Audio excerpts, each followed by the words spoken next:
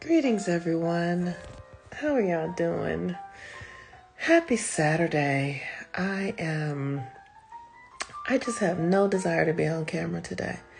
And I've been sitting around thinking about how I was going to do my video. And then I was like, you can just point the camera at your plants. And you can use your voice and point the camera at your plants. So that's what I'm doing. I get to hide out today. We are in the energy of the new moon. We have a new moon coming in tomorrow. Look at that one right there. She wants to be on the camera. We have the energy of the new moon coming in tomorrow.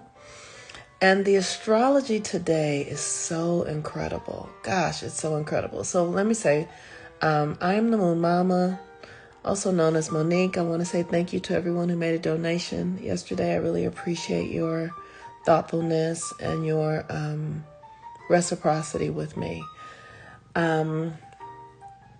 Today is Saturday, and it's a day that Saturn rules, and Saturn is currently in Pisces.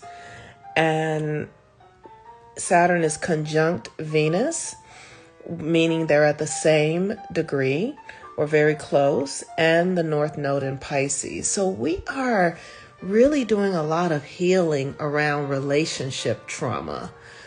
But just always remember that relationship trauma is truly about how you are relating to yourself. When you don't love yourself, you will allow people in your life who will mistreat you. When you are showing up for yourself and responsible for yourself, the people in your life will show up and mirror that back to you. So much of what we're seeing in relationships right now are really just the mirrors that we have created, the experiences that are mirroring to us where we are with ourselves or where we are not with ourselves. And so we have Venus conjunct Saturn today, which it was yesterday at the same degree. And Saturn is cause and effect. Remember, yesterday I talked about how Saturn is the motivation behind what you're doing. Saturn says, why are you doing something, right? So there is, when they talk about karma and karma being cause and effect, it's why you did the thing. It's not the actual thing that you did. It's the motivation behind why you do what you do. So that energy is very strong right now. What motivates you? And just some examples, it's how we relate to others. Sometimes people get into relationships with the idea oh, I'm going to be with this person because they're handsome and I'm going to feel good because I'm with somebody that's beautiful. Or, I know for me, I have always, relationship motivation for me before I really started doing a lot of healing work, had been about validation, being validated, feeling like that person was loving me when I didn't love myself. It was really interesting. Relationships almost were distractions for me. So my motivation was to distract myself from what was really going on inside of me by using another person, oh, I was seeing somebody, and I remember I didn't watch television. Television was something that I just wasn't a part of my reality. And they watched a lot of television. And so I stopped being a non-television watcher to watch television with them for the relationship, which really did shift the trajectory of my own spiritual journey because I started consuming television. But I did that because I wanted to distract myself. I didn't want to do the work that was within me to do. And so I used a relationship as a distraction. So what are your motivations in relationships? And this is a really great day to just begin to do the work to forgive yourself.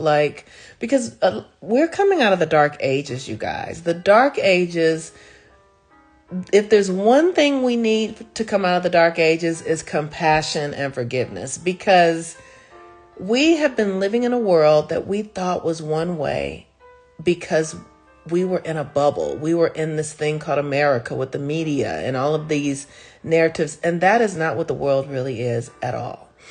And now we have to forgive ourselves because we made a lot of choices. Let me say this, speak for myself. I have made a lot of choices unconscious of what was really happening. I have done things not being aware of what reality I was really in.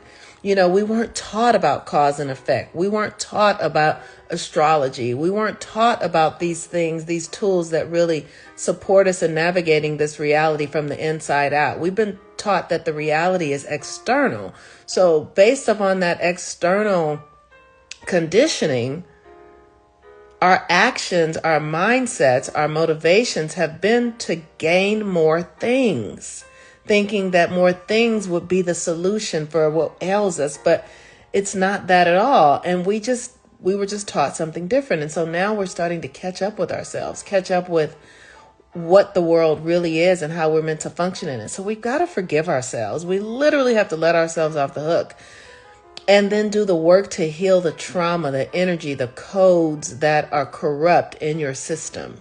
The codes that, you know, if you've been a person believing that you need to be in a romantic relationship and it turns out that your code is of someone where romance is not a part of your signature, then you have to forgive yourself for the choices you made and all the efforts and the things that you've done to try to force relationships to work when they were never meant to work for you in that way, right? So there's so much forgiveness for us to extend to ourselves coming out of the dark ages, the self-forgiveness, and then the healing of the trauma, because the body is actually holding those memories and things.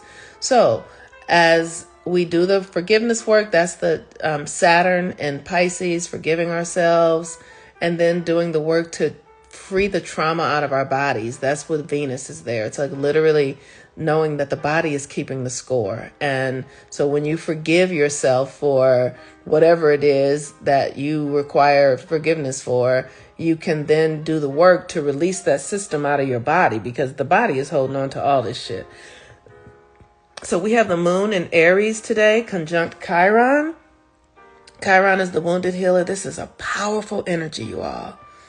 This is so magical. And so with Chiron in Aries, it's like our identity, our true identity is being healed. Like, you know, we're starting to really wake up to who we really are, for real. And the moon conjunct Chiron in Aries after the eclipse that we had last month is a shifting time. Reality is starting to really change. We're starting to see beneath the veil.